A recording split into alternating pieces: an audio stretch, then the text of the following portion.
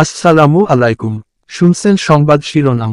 বিজয়নগরের ইসলামপুর বাজারের প্রধান গেট ভেঙে ফেলায় ক্ষুব্ধ এলাকাবাসী পুনর্নির্মাণের দাবি জানিয়েছে। এখন শুনবেন বিস্তারিত।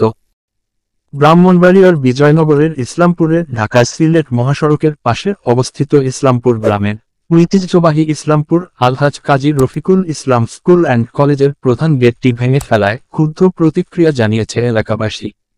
ইসলামপুর আলহাজ কাজী রফিকুল ইসলাম স্কুল অ্যান্ড কলেজের গেটটি প্রতিষ্ঠা করেন দানবীর আলহাজ কাজী রফিকুল ইসলাম। স্কুল অ্যান্ড কলেজের একজন প্রতিষ্ঠাতা ও দাতা সদস্য আলহাজ কাজী মোহাম্মদ শফিকুল ইসলাম। ঢাকা সিলেট মহাসড়ক থেকে ইসলামপুর গ্রামে প্রবেশের জন্য বাজারের পাশে 2005 সালে নির্মিত হয়েছে উক্ত গেটটি। শুক্রবার 14 মার্চ এই পাখা গেটটি বুলডোজার দিয়ে ভেঙে ফেলে সড়ক ও জনপথ বিভাগের ঠিকাদার পিডিএল কোম্পানি লিমিটেড। এর ফলে দীর্ঘদিন ধরে থাকা ইসলামপুরের ঐতিহ্যবাহী দৃষ্টিনন্দিত এই গেটটি ভেঙে ফেলায় এখন বাজারের সৌন্দর্য অনেকটাই ম্লান হয়ে গেছে। এলাকাবাসীর দাবি, এই স্থান থেকে কিছুটা পেছনে হলেও নতুন করে গেটটি পুনর্নির্মাণ করার দাবি জানিয়েছে।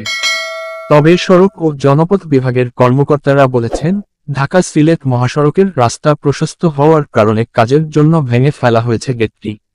গেটটি পুনর্নির্মাণের বিষয়ে ঊর্ধ্বতন কর্তৃপক্ষ বলতে পারবেন।